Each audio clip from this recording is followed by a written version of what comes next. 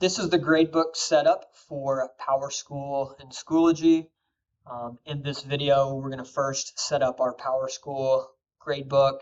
We're going to set our categories, give them weights. Then we're going to jump into Schoology. In Schoology, we'll set our categories, give them weights. And then finally, we will map Schoology and PowerSchool together so that we have grade passback. This is a very similar setup to years past, but you will notice there are a couple of changes. We are going to start today in PowerTeacher Pro. So in PowerSchool, go to PowerTeacher Pro, and the first place we're going to go is categories. Again, grading. From grading, we go into categories. Now, when you get to this screen, yours may look a bit different than mine. If I check this box for show inactive, you may see a whole bunch of categories. You might have a whole bunch of green checks. That means they are all active. First, I'm going to show you how to manipulate this piece right here. For this video, I'm going to keep it really simple. We're only going to be working with 3 categories. So I'm going to get rid of test. The 3 categories I want are assessment, classwork, and final exam. So if I come over here to the edit button, I'm going to click edit. I'm going to make test inactive, and I'm going to click save. And now you can see I'm working with 3 categories. We are using the final exam category, and so you want to make sure that it is one of your active ones. If there is a category name that is not on this preset list, you can come up here to the plus button and add a category, but most of us choose from these. I like to uncheck this just to show my active categories. And this is what we're going to be working with as we move throughout the video. So I have exam, coursework, assessment. The next step, I'm going to go down here to settings, and I'm going to click on traditional grade calculations. Now you'll notice the screen looks a little bit different. All we have available in reporting term is S1. Last year, you may remember we had S1, C1, F1. C1 and F1 are no longer available. Everything will be under this reporting term S1. And here's how it works. All we're going to do is going to jump over into actions and click on the pencil to edit. What we're going to do is we're going to create those exact 3 categories that we had in the prior step. To do that, I'm going to hit the plus 2 more times, and then I'm going to come over to type and change each type into category weighting. And you'll notice as I changed to category weighting, it auto-populated my list from those ones we were working with on the previous screen. You can also hit the drop down to figure out which one you want and order those however you want in this attribute column. But here comes the big change. I have my 3 categories. The biggest thing we are working with now is that everything will calculate out of the S1. We no longer have to worry about C1 and F1, but what we do have to ensure is that our percentages, our weights here, add up to 100. Let's assume that all finals are set at 10%. I think that's the norm, except for maybe a couple cases in the school. So I'm going to put the final exam weight at 10. Last year, some had assessments and classwork. There were different ranges. I'm just going to assume for this video that we had them set at 50-50. Obviously, 50-50 will not work with our math here, but the way to get this to work is, one, you and your teams can talk about adjusting these percentages right now. Maybe you had percentages here that worked for you last year and you want to adjust those. The other option is whatever your category, whatever this weight was last year, if you multiply it by 0.9, it will figure in the same calculation that you need that adds in with this 10% to keep it as similar to last year as possible. So assuming that these two were 50% last year, if I would multiply my old categories by 0.9, my new weights would be 45. Maybe your teams want to pause right now and take a couple minutes and talk about your category weights and make sure that those are similar among those that teach the same course. But for me, 45, 45, 90, my math comes out to 100, so I know I can move on to my next step. I'm going to save this setup. One of the steps that we often forget about is before we move into Schoology, one thing you want to do is if you go to the gear and hit copy traditional grade calculations, I can copy those settings into my courses that use the same categories and same weights. So for me, I usually teach the world history, so I can usually copy these into my other courses. But on this screen, from 26-27, I was working with this first hour semester 1 medieval world history course, so I'm going to select it because I know I just set it up.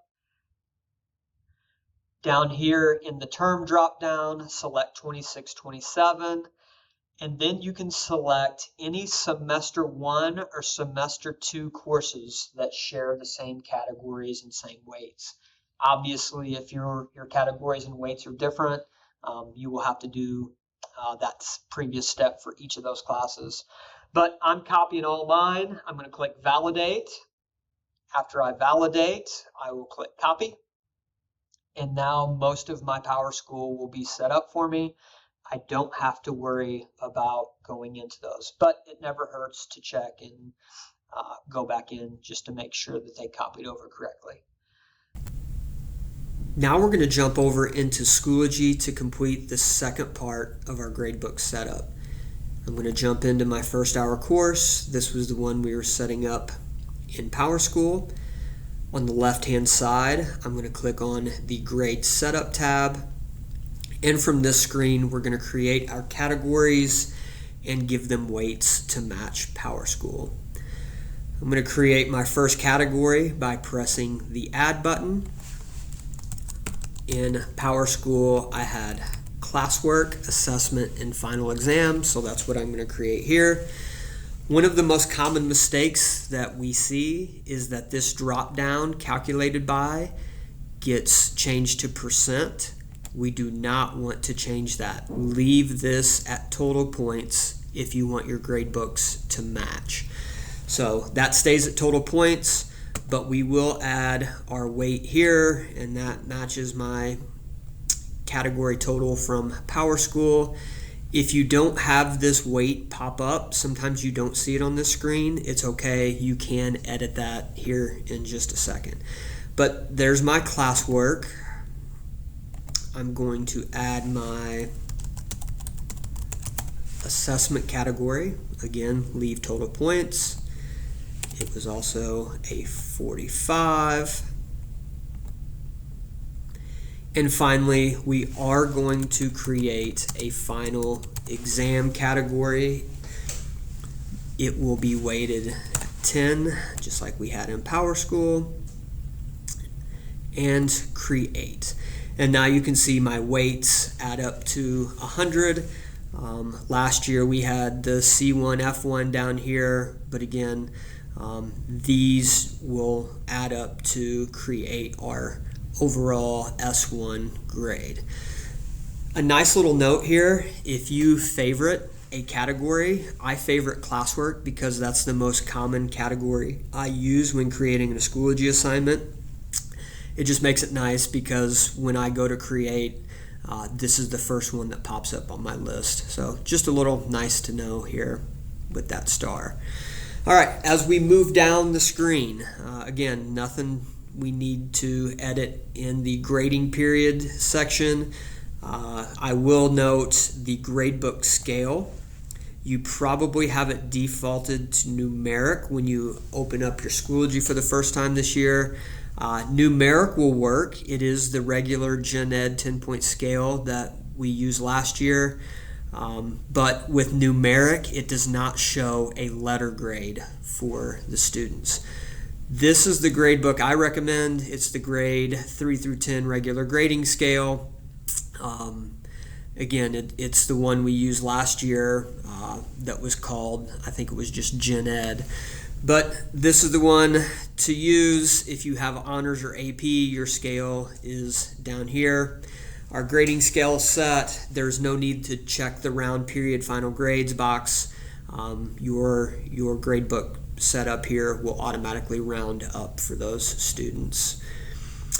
As we go down the page, a lot of these boxes are personal preference. I know in the past one of the most common was to hide the overall grade. One of the reasons we did that was because we were afraid the grade books would not match. That should not be an issue now, but this is personal preference. You can edit those however you would like, but just be sure to click Save Changes so that it keeps our weights and our edits on this screen. Couple notes here on the right hand side. These are the rubric scales. You can set those if you use a rubric.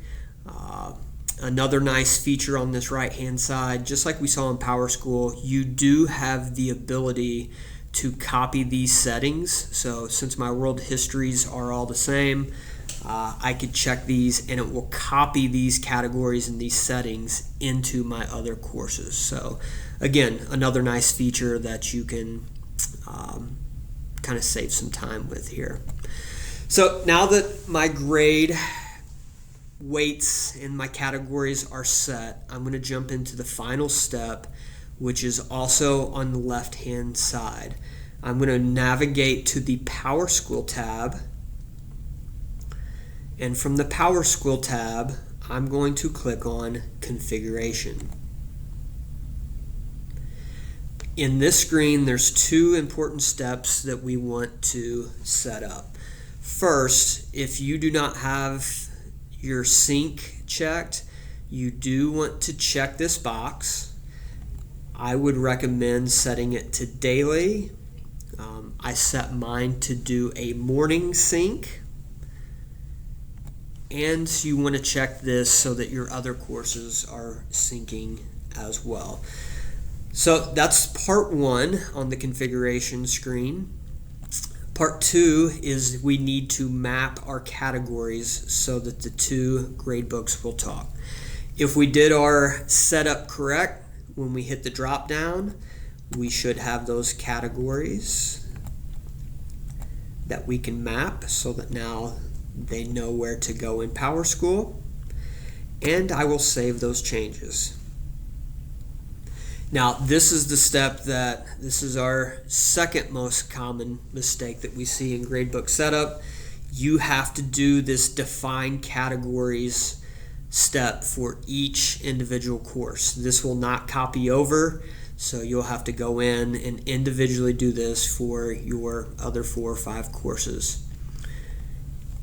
That completes the Gradebook Setup. Thank you.